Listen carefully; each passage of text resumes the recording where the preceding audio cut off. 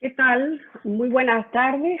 Bienvenidos a este seminario online o webinar, que básicamente se trata de darle una mirada a los temas que trae un libro que recién acaba de publicar el programa Ceplano Talca, y en torno a esos temas que tiene esta publicación es que vamos a conversar sobre tópicos relacionados con las exportaciones del sector frutícola y cómo ha sido la experiencia tanto en Chile como en Perú. Este evento ha sido organizado por el programa Ceplano Talca, por la Universidad de Talca y la Universidad del Pacífico en Perú. Entonces quiero pasar de inmediato a conversar con José Antonio Yuri, se los voy a presentar. Él es un profesor especialista en fruticultura, profesor titular y director del Centro de Pomacia de la Universidad de Talca en Chile, y miembro de la Academia Chilena de Ciencias Agronómicas, doctor de la Universidad Técnica de München en Alemania. ¿Qué tal? ¿Cómo está José Antonio? Bien, ¿me escucha bien? Hola, ahora sí, Cecilia, muy buenas tardes. Muy buenas tardes, gracias Desde por Chile a participar. Miami. Sí, aquí está. Ustedes con mucho frío y acá con mucho calor. Ajá. José Antonio, a ver, hace 3 décadas que la fruticultura en Chile ha seguido una especie de curva ascendente, ¿cierto? Que primero había un gran éxito con productos tradicionales y luego comenzaron exportaciones no tan tradicionales como arándanos, paltas, cerezas, una serie de productos.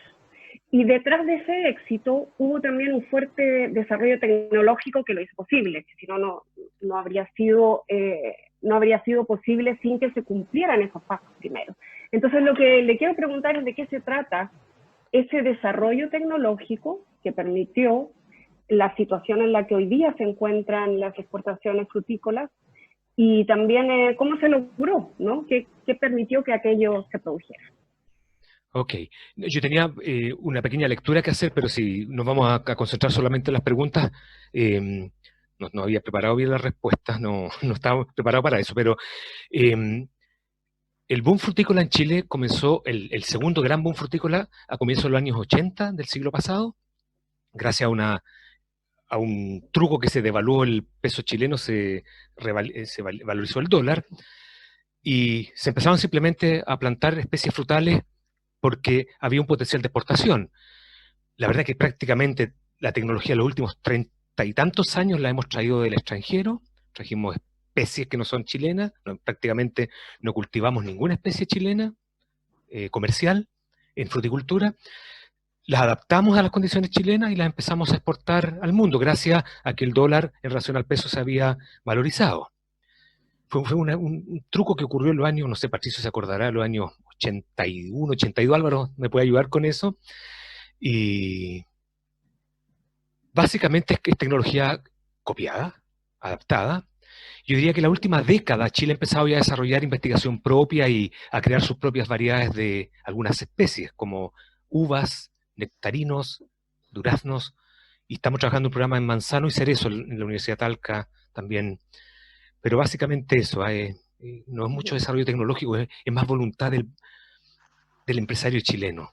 No sé si podrías más adelante, Patricio, leer un par de citas que tengo ahí guardadas para darle un contexto también a lo que quería mostrar, o solamente preguntas.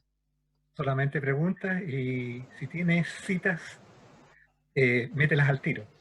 Ok, déjame revisar entonces. Bueno, la fruticultura realmente representa un aporte marginal al PIB de Chile, más o menos el 2,5%, estoy hablando de la fruticultura exportación, solamente el 2,5%, ocupa el 4,5% de la mano de obra en forma directa, pero si incluimos en ello las externalidades que tiene, podemos triplicar esa cifra en mano de obra. Lo que sí, ocupamos hasta 4 veces más mano de obra que la minería. En tremenda, absorbemos muchísima. Lo que es silvo agropecuario, incluido lo marino, ocupa 10 veces más mano de obra que la minería. Un poquito más de 1 millón de personas contra 110.000 que se come la minería más o menos en la actualidad. Entonces, es relevante la fruticultura y ha sido, como dice el rector Álvaro Rojas, un verdadero mascarón de proa de las exportaciones chilenas. O sea, Chile se dio a conocer a nivel mundial por la fruta, hasta el día de hoy. El vino vino después. pero la fruta es el mascarón de proa que por 40 años ha figurado en los primeros rankings del mundo. Perú, si me permiten una separación de la pregunta también, yo digo que el fenómeno de la fruticultura en Chile tiene más que ver no con ventajas comparativas, que el suelo, que el clima, que la mano de obra barata, que la contratación. Perú tiene mucho mejores suelos, mucho más clima que nosotros, pero lo que hay acá es una voluntad del empresariado chileno, que es sumamente fijo de idea, un poquito agresivo y resiliente al máximo. Y esa conducta hizo que la fruticultura en Chile emergiera. Perú, en los 40 años, recién despertó, yo diría que hace unos 15 años atrás. O sea, no es la ventaja comparativa, sino que la voluntad del productor lo que ha hecho que el milagro de la fruticultura se dé, es mi opinión. Es como cuando los judíos, los israelitas, hicieron un vergel de Israel, que es un desierto, ¿no es cierto? Pero Perú, que tiene muchas mejores condiciones, mucho más especies frutales nativas con potencial de exportación, se quedó durmiendo durante 25 años, pero el gigante despertó, ¿eh? Y ya nos desplazó en arándano, muy prontito nos va a desplazar en uva, y ese gigante que es el enemigo, porque el empresariado peruano parece que entendió que el problema, el Estado le está dando las garantías políticas para hacerlo, y nosotros firmamos, no sé Álvaro, tú sabrás mejor que yo, casi 30 tratados de libre comercio, con el 80% del PIB del mundo. Perú está haciendo eso hoy día. Y es por eso que está despegando, y es impresionante el Perú. Antonio, esa es una muy buena noticia, que seguramente los panelistas que están en Perú van a poder explicarnos cómo han logrado ese éxito y cómo despertó ese gigante que estaba dormido. Yo te quiero preguntar por lo que tú señalabas antes, de que en la última década hay determinados productos en Chile que han logrado desarrollarse y que han explotado este potencial exportador que tienen. Entonces, cuéntame, ¿cuáles son esos productos, para quienes no estamos en el campo específico de la fruticultura, y qué perspectivas de desarrollo tienen? Prefiero comenzar un poquito antes porque son como 5 cultivos que partió en la década del 90 con el arándano. Fue una gran introducción que hizo al país el arándano, que hoy día el Perú ya nos superó en exportaciones. A comienzos de los 90 entró el arándano, se cultivó y llegamos a ser uno de los principales exportadores del mundo de esta especie. Después apareció los paltos, después aparecieron los nogales y hoy día el boom es el cerezo. Es tal el boom de la producción de cerezo que hay productores que en una hectárea pueden superar los $100.000 de venta de un producto en una hectárea. O sea, yo conozco productores de más de $100.000 de venta bruta a un costo de 20.000, o sea, es ridículo. Están recibiendo en promedio $6,5 por kilo de retorno a productor, más del doble que lo recibe un gringo por vender su propia fruta allá donde estás tú en los Estados Unidos.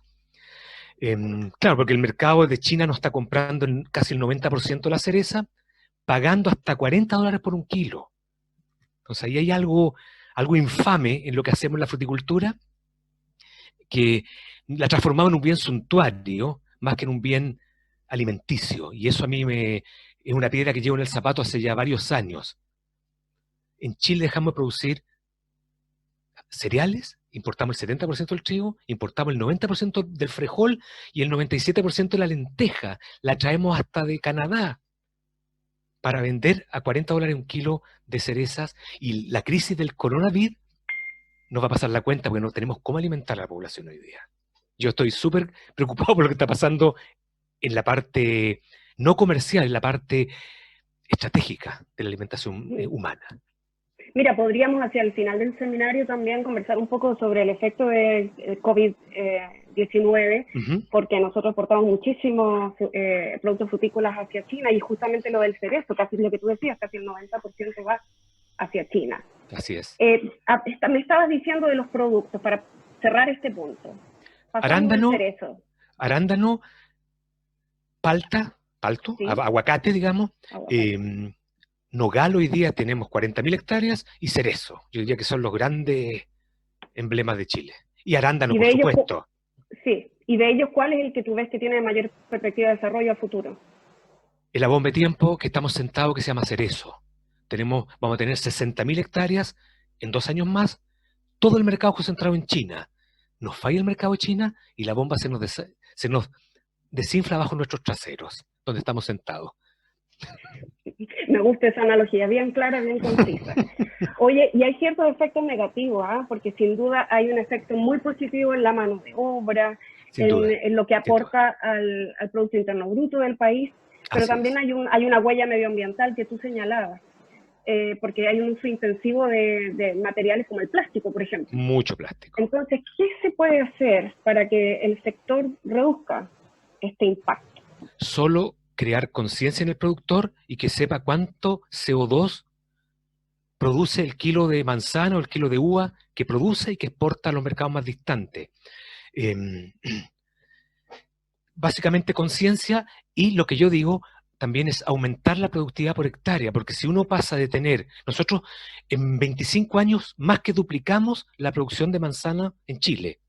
Cuando yo llegué a Alemania el año comienzo de los 90, producíamos 20 toneladas por hectárea, hoy día se producen 42, casi al nivel de Nueva Zelanda o Austria, que son los referentes mundiales en productividad de manzano.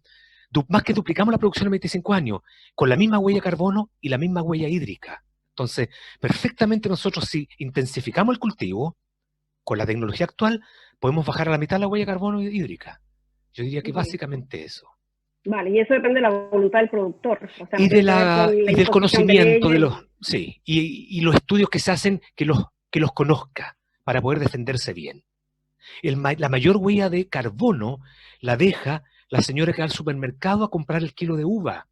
No es la uva que viaja 13.000 kilómetros en barco, porque va en un container, no sé, en un barco con 20.000 containers, y se diluye la huella de carbono ahí. Pero cuando una señora va a comprar un kilo al supermercado, lo que gasta, lo que desprende a la atmósfera, es el mayor costo que tiene para el ambiente.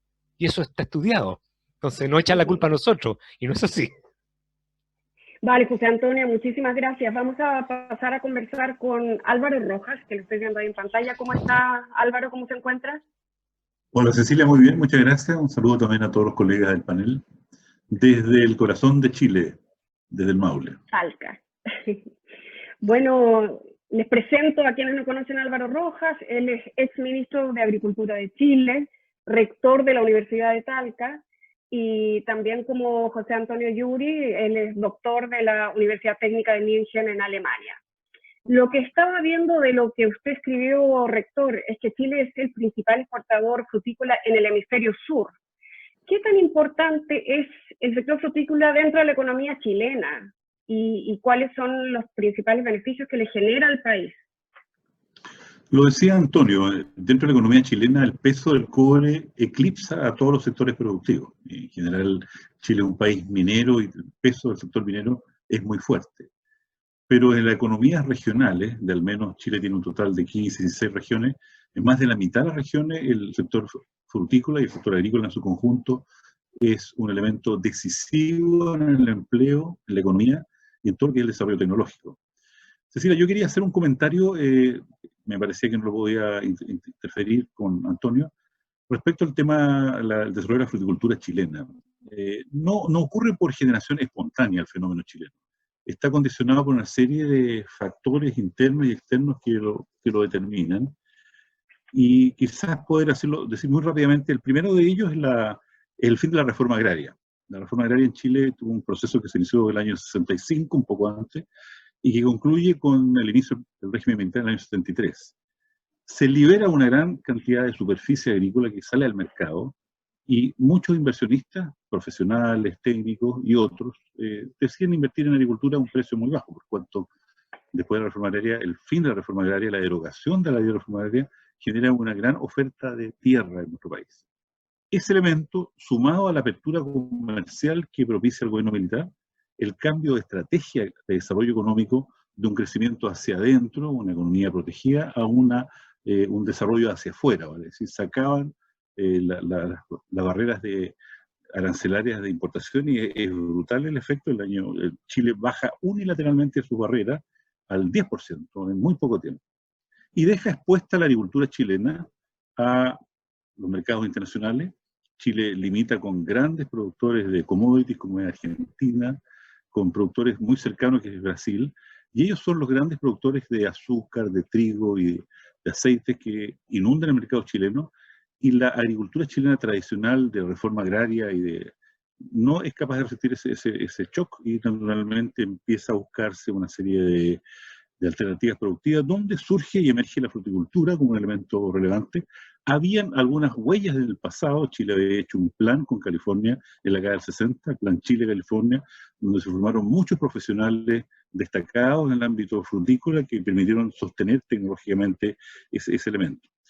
Después se suma todo el tema de los acuerdos comerciales, que naturalmente empieza con el gobierno democrático, progresivo. Chile, como señalaba Antonio, tiene acuerdos comerciales con el 90% de los países del PIB del mundo. O sea, los grandes países generadores de PIB están asociados a Chile a través de acuerdos bilaterales, multilaterales, y también hay acuerdos de última generación. En estos acuerdos comerciales, el gran ganador es el sector agrícola, en general el sector primario. El sector agrícola es el gran ganador. Se permite el acceso a una serie de bienes industriales en nuestro país con muy bajo arancel o con cero arancel, y Chile naturalmente se ve liberado en sus exportaciones de arancel en los países de destino. Entonces, se conforma un conjunto de un panorama que naturalmente va haciendo posible que la fruticultura encuentre un espacio en el mercado mundial, y junto con eso un gran desarrollo tecnológico, lo cual lo ha señalado un poco parcialmente Antonio. Creo que ese es un elemento que es decisivo en la parte tecnológica. Chile fue un país adoptador de tecnología inicialmente y adaptador de tecnología. Salió por el mundo y de hecho el rol de la Corfo era giras internacionales por muchos años, de muchas delegaciones que iban a otros países a ver cómo se estaban haciendo algunas cosas en la salmonicultura, en la fruticultura y en otros rubros, la viticultura. Y naturalmente cuando el país ya no tiene dónde mirar para generar nueva tecnología, empieza a desarrollar un conjunto tecnológico que hoy día se orienta a la agricultura de precisión, que son desarrollos propios, algunos aspectos de genética, etc. O sea, hay un conjunto de factores que van determinando que Chile se vaya consolidando en el desarrollo agrícola, y hoy día, más allá del cobre, es quizás la principal actividad económica. Pesa más o menos el PIB agrícola, pesa 3-4%, y la agricultura es un elemento decisivo. Ha habido una transformación sustantiva de la estructura de hace 30 años atrás, que era más que nada de mercado interno, a una producción de mercado externo, y lo que señalaba Antonio, el tema de la seguridad alimentaria hoy día empieza a ser conjugado nuevamente por los países, y en ese sentido nuestro país tiene algunos déficits por cuanto ha orientado gran parte de su producción y superficie agrícola al mercado internacional. Sobre eso le quiero preguntar, señor Rojas, porque usted nos cuenta sobre la trayectoria y todos los pasos que siguió Chile para llegar a la situación actual. ¿Cuál es la principal ventaja que tiene, competitiva que tiene Chile actualmente, y cuál es la principal desventaja? Yo creo que también, complementariamente, Chile se centró su desarrollo, esto no es aceptado, pero en ventajas comparativas, vale decir, ventajas que están a nivel de los factores de producción o el costo de la mano de obra.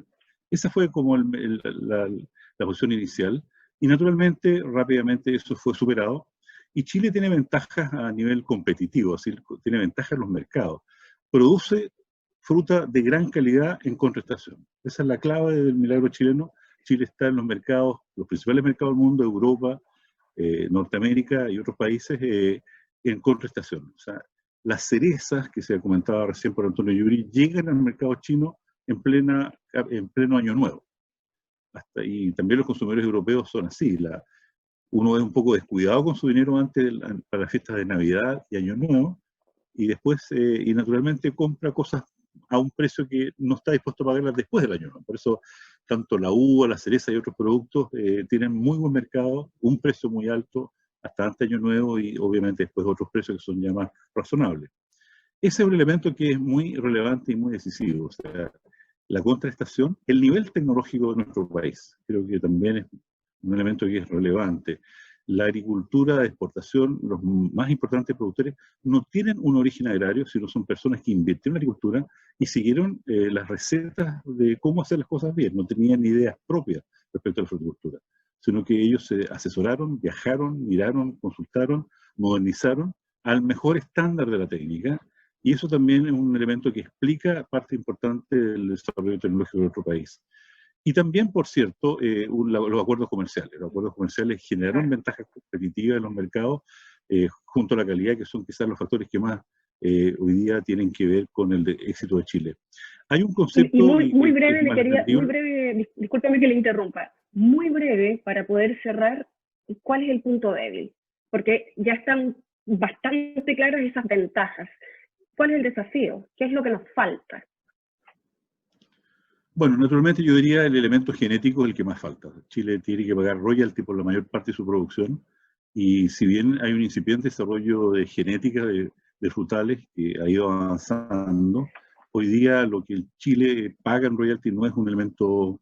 Chile paga todo su royalty producto de los acuerdos comerciales, es un elemento que es importante. Y también algunos impactos ambientales en algunas zonas de monocultivo. Hay toda una campaña contra el palto y el agua, un tema que yo creo que es más ficticio que real, pero naturalmente hay una percepción mundial y ciudadana respecto a los monocultivos en algunas zonas donde el agua es escasa, que pueden afectar su desarrollo. Y esas campañas tienen algún grado de éxito. Y creo que, bien decía Antonio, se gasta más, se contamina más yendo a comprar en auto y criticar a los chilenos que están consumiendo mucha agua en algunos cultivos. Yo diría que el tema ambiental es un elemento también que hay que empezar a conjugar, porque la fruta chilena viaja mucho, y 5 veces más que la fruta americana, la fruta china, que también Chile es un país exportador, cuando ellos van a los mercados. Están más cerca de los mercados, Chile está muy lejos de los mercados. Muchas gracias, Álvaro. Vamos de inmediato con nuestro siguiente panelista, Pablo Parodi. Él se ha conectado con nosotros desde Londres. Bueno, ya lo conocemos mucho de los que hemos estado trabajando aquí en el mismo sector. Él es ingeniero comercial en Economía en la Universidad de Chile, ha sido investigador en CIEPLAN por bastantes años. Actualmente está cursando un magíster en políticas públicas en la London School of Economics. Hola Pablo, ¿qué tal? Hola Cecilia, muy bien, ¿y tú? Un gusto verte. Muy bien, gracias. Me hablaron muchas cosas positivas de una investigación que hiciste recientemente sobre la fruticultura de exportación. Y hay un punto importante que ya se había mencionado antes sobre el tema de la generación de empleo, ¿sí? Este comparativo con la minería. Me gustaría que abordaras un poco más en profundidad este beneficio que genera el sector para la mano de obra. Sí, mira, si bien es cierto, como lo dijeron, si uno lo mira a nivel agregado, probablemente la fruticultura no es de los sectores más grandes que hay en Chile. Para poder poner un punto comparativo o para poder ilustrar una comparación, dos sectores intensivos en recursos naturales y que son muy importantes en la matriz exportadora chilena, como son la minería y la salmonicultura, podemos ver cuántos empleos genera cada sector por $1.000.000 exportados. Si vemos este dato para la salmonicultura y para la minería, estos sectores producen entre 4 y 7 empleos por $1.000.000 exportados. La fruticultura produce 100, entre 100 y 150, dependiendo de cómo se mida. O sea, es mucho más mano de obra intensiva si uno lo mide por cantidad de exportaciones que los otros sectores. Y esto habla del potencial que tiene como ente generador de empleo. Más aún si cuando uno entiende que la agricultura tiene una concentración regional y está íntimamente ligada a la concentración, al desarrollo rural. En términos absolutos, por ejemplo, la agricultura produce alrededor de 100.000 trabajos permanentes y 400.000 trabajos estacionales. Si uno mira el comportamiento de estos dos tipos de empleos son distintos. Probablemente los trabajos permanentes, la agricultura no destaca por pagar sueldos más competitivos que otros sectores, pero los trabajos estacionales, específicamente en épocas donde la mano de obra es escasa, como en la cosecha, pueden llegar a tener sueldos extremadamente competitivos, y si no es cierto, son ingresos transitorios, ser muy relevante para el ingreso anual de estos hogares. Y esa es como la fotografía del empleo de la fruticultura hoy. ¿Qué va a pasar a futuro? Es que tenemos dos fuerzas bien interesantes que actúan de manera contrapuesta. Por un lado tienes un aumento en la cantidad de hectáreas plantadas y la cantidad de hectáreas en producción, lo que pone más presión sobre una oferta laboral que en algunos momentos ya se queda corta. Pero por otro lado tienes más incorporación de tecnología, más automatización, y no solo tecnología que está diseñada para reemplazar a la mano de obra, sino tecnología que es complementaria y que aumenta la productividad del trabajador. Y esto no solamente cambia la productividad marginal del trabajador y el salario obtenido, sino que también cambia qué tipo de trabajadores está buscando la fruticultura y qué tipo de trabajadores va a buscar la fruticultura a futuro. Trabajadores con mayor grado de capacitación, trabajadores probablemente más jóvenes. ¿Qué efecto domina? Hoy en día claramente el primer efecto es más importante, pero la automatización y la tecnologización de la fruticultura está aquí, es una tendencia que ya está presente en nuestro país hace muchos años, y en el mediano y largo plazo va a ser cada vez más relevante. Pero no necesariamente tiene que ser una amenaza. No, o sea, es lo que pasa en todos los sectores, en el fondo. La tecnología cambia los requerimientos que se le hacen al trabajador, cambia su productividad. Uno tendería a pensar que al incluir tecnología tú tienes condiciones laborales que son mejores para el trabajador también. Lo que sí va a necesitar probablemente para algunos recursos una menor cantidad de trabajadores, lo que se ve parcialmente compensado por este aumento en el número de hectáreas plantadas. Claro. ¿Y cuáles crees tú que son en general los desafíos más importantes del sector? Ya no solamente hablando del término de la generación de empleo, sino que de las exportaciones frutícolas. ¿Qué tiene que hacer Chile para seguir avanzando?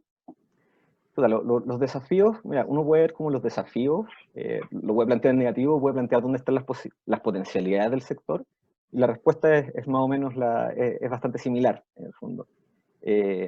Ya se mencionó el panorama hídrico, y si bien es cierto, algunas personas dicen que no sea tan relevante, son casos excepcionales, lo cierto es que genera una tensión relevante con las comunidades, genera un nivel de... En el fondo, el caso de Petorca no solamente reflejó que la sustentabilidad hídrica es importante para la sustentabilidad productiva del sector, sino para la aceptación de las comunidades y para la aceptación general de la fruticultura en Chile. Y además que es castigado por mercado. O sea, en el fondo, la palta chilena después de Petorca se dejó de comprar o se dejó de mostrar en algunos mercados. Entonces, el mercado cada vez valora más cómo se produce y algo a lo que tenemos que estar atentos. Algo que me gustó en el fondo algo que vi en el estudio al que tú hacías mención al principio, y es muy relevante, es que Chile tiene que esforzarse por capturar mejores precios en los mercados internacionales. Muchos dicen que es por qué tipo de mercados, a qué tipo de mercados llegamos, o cuándo se llega, efectivamente el timing es muy relevante.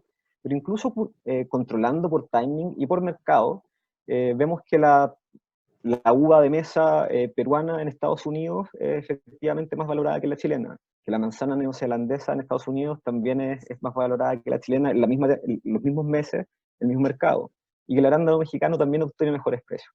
Entonces se está dejando bastante dinero sobre la mesa, que es muy importante a la hora de la competitividad del sector. Otro punto muy relevante y que también destaco en el estudio es que hay un potencial muy fuerte en la heterogeneidad productiva. Si nosotros tomamos los seis tipos de fruta más exportados de Chile y ordenamos los productores desde los con menor productividad a los con mayor productividad, ¿cierto? Vamos a tener productores que están bajo la media de Chile. Si tomáramos todos los productores que están bajo la media y los lleváramos solamente a la media de la productividad nacional, no a la frontera tecnológica ni nada más, el potencial de aumento de la fruticultura valorizado son $1.000 millones, que es el 20% de la producción del sector. O sea, es muy importante enfatizar los programas de transferencia tecnológica y tratar de llevar a estos productores más rezagados a subir su productividad.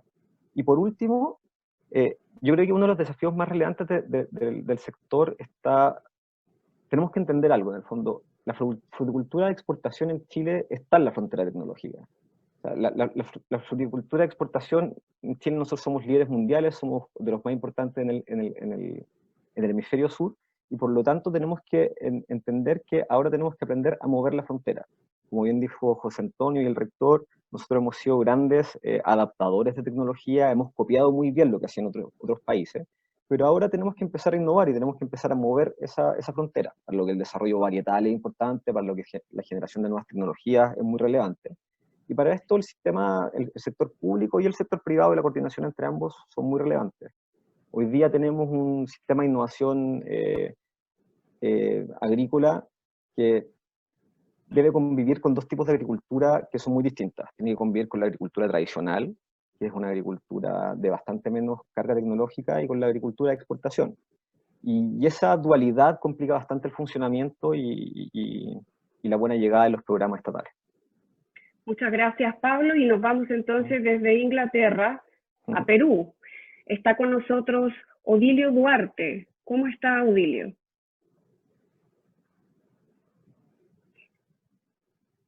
Me parece que tenemos un problema de audio. Salud. Ahí está. Ahora, ¿me oyen? Está con el audio Ahora le desconectado. escucho. A ver, Odilio, a ver si me puede hablar nuevamente. ¿Me escuchan? Ahora sí, saludo, Dilo. Querido Dilos. Ok, saludos a todos. Perfectamente. Un gusto. Un gusto. Muchas gracias por integrarse a este evento. Lo voy a presentar primero que nada. Usted es docente, es investigador universitario, consultor internacional, gerente y productor frutícola, que esa es una parte muy interesante porque no solamente lo vemos desde el punto de vista de la academia, sino también desde el punto de vista de la producción.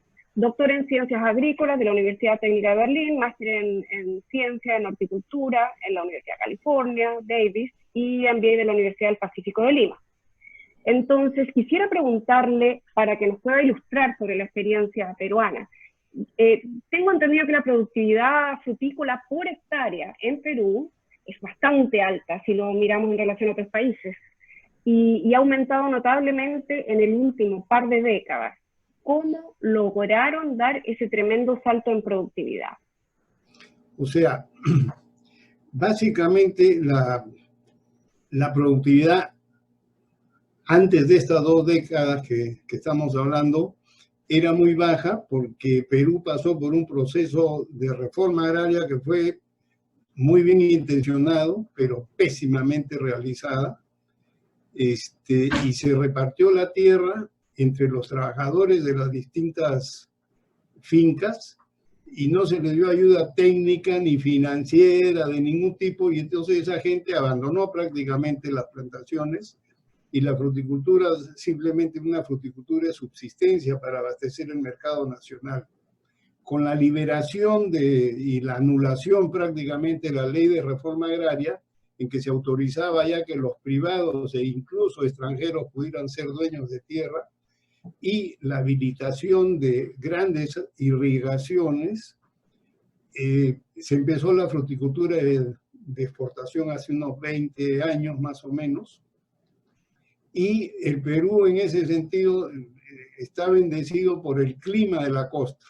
La costa peruana es casi un invernadero, tiene una humedad relativa alta casi todo el año, no tenemos heladas ni granizos, ni huracanes, lluvias eventuales solo en la costa norte, que es la que produce algo de uva, mango y banano, pero el resto de la costa no tiene esos problemas, ¿no? Además tenemos una radiación muy alta. Por ejemplo, la uva la planta uno y a los 13 meses ya tiene la primera cosecha. Eso es una cosa muy especial, digamos, que no se da. La palta, el aguacate, a los 2 años ya se está haciendo la primera cosecha. Entonces, este clima de la costa, unido a que mucha de la fruticultura se hace en arena o en suelos muy arenosos, lo que hace que se tenga que alimentar y regar las plantas vía mangueras, donde se puede dosificar mucho mejor lo que la planta está consumiendo. Entonces, la planta con este riego tecnificado no sufre nunca de hambre ni de sed. Entonces, es un sistema mucho más eficiente. Y luego Perú, igual que Chile, importó tecnología y adaptó algo de tecnología. Perú trabaja mucho con asesores y consultores chilenos, americanos, israelitas, y entonces también ha habido una inversión de capitales de gente que venía de otras industrias hacia la agricultura porque lo consideraban un negocio rentable. Entonces, esta gran agricultura de exportación no la hacen los pequeños, la hacen grandes empresas generalmente. Hablamos de empresas que pueden tener 3.000, 4.000 hectáreas, ¿no? Hay empresas que tienen 1.500 hectáreas de palta, de aguacate, o de 2.000 hectáreas de aguacate. Hay empresas que tienen 1.000 hectáreas de arándanos, ¿no? Hay un par de empresas que superan las 1.000 hectáreas. Entonces, es un manejo empresarial usando tecnología de primer nivel. Entonces, eso está menos atomizado que la producción chilena, diría yo. O sea, hay menos productores muy grandes, con mucha tecnología, que logran este tipo de resultados usando pues todas las herramientas que nos ofrece el desarrollo de la investigación actual. Señor Duarte, ¿y de qué países han llegado estos capitales que han puesto grandes sumas de dinero para invertir en desarrollar la producción frutícola? Lo grueso han sido capitales peruanos, muchos provenientes de la pesca, de la minería, algunos de industrias poco conocidas, pero también han llegado capitales chilenos, sobre todo en uva, y capitales americanos. Eso diría algo españoles, pero lo fuerte han sido capitales del propio país, realmente, ¿no? ¿Y en qué mercados tienen mayor presencia las exportaciones frutícolas de Perú?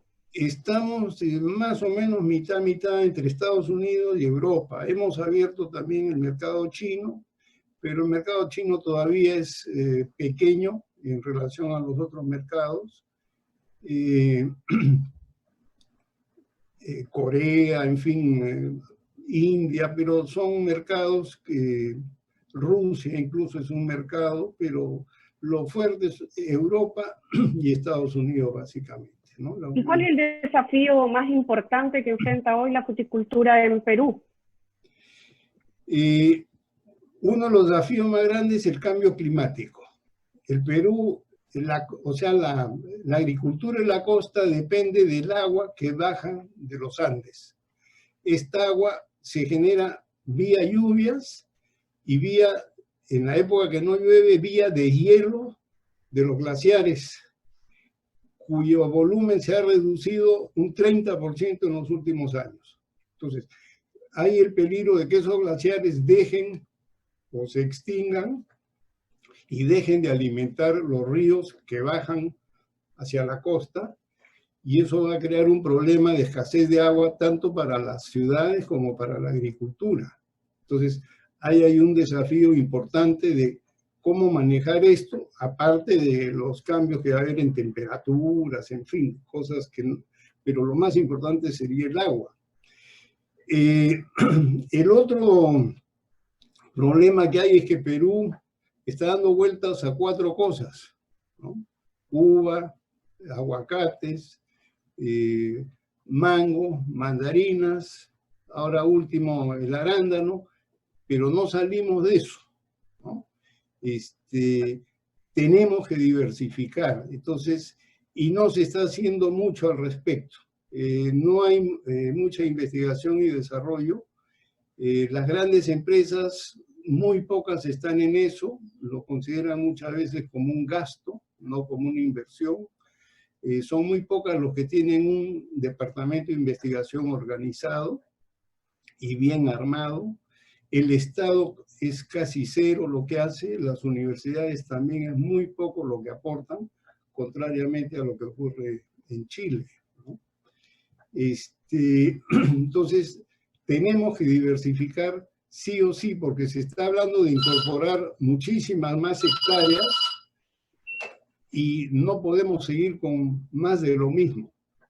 Ya los precios, por ejemplo, del aguacate están empezando a nivelarse, los mismos arándanos, en que Perú pasó de 0 hectáreas hace 10 años a tener ahora 11.000 o 12.000, es una locura, pero los precios ya no son los $20 que había hace 10 o 20 años. Este año hemos estado creo que en $7 el kilo de arándano, ¿no? Entonces, y van a seguir bajando porque hay una competencia en muchos otros países del mundo que están produciendo o metiéndose a producir arándano, ¿no? Igual pasa con los cítricos ya hay momentos en que en Estados Unidos ya no reciben más productos porque hay un exceso, ¿no? Y así sucesivamente. ¿Qué lecciones puede, perdóneme que lo interrumpa, qué lecciones puede aprender Chile de la experiencia peruana? Porque en Perú, si bien hay muchos desafíos en la actualidad, que son los que usted mismo señalaba recién, sobre todo la diversificación, Perú ha hecho muchas cosas bien. ¿Qué puede aprender Chile de lo bien que ha hecho Perú? O sea, Perú básicamente lo que yo diría, lo más importante ha sido saber aprovechar las circunstancias de tener un exceso de agua en este momento. O sea, el 90% del agua de los ríos del Perú, de los ríos que bajan en la costa, se pierde en el océano. Y vivimos en un desierto en la costa. Entonces, una paradoja, ¿no? Pero felizmente se han hecho proyectos de irrigación basados en canales de derivación de algunos de estos ríos o en la construcción de presas grandes, muy costosas, y que viven muy poco tiempo. Una presa promedio en el Perú se calcula que tiene una vida útil de 50 años, porque muy rápidamente se va rellenando de los sedimentos que trae esta agua en su arrastre por los cerros de donde baja. Entonces, Perú sí ha hecho un trabajo ahí de aprovechar estos arenales con el agua existente. Chile tiene un problema de escasez de agua tremendo. Entonces yo diría que ahí Perú tiene digamos, una acción muy positiva, y también en aprovechar esta agua al máximo usando el fertirriego, que en Chile no tiene un uso tan extendido como en el Perú, ¿no? Las grandes empresas del Perú están pues en el top de la tecnología mundial en el uso de estos sistemas de riego tecnificado donde se da agua y comida a la planta a la vez, ¿no? Entonces, yo creo que por ese lado no hay mucho más en lo que podamos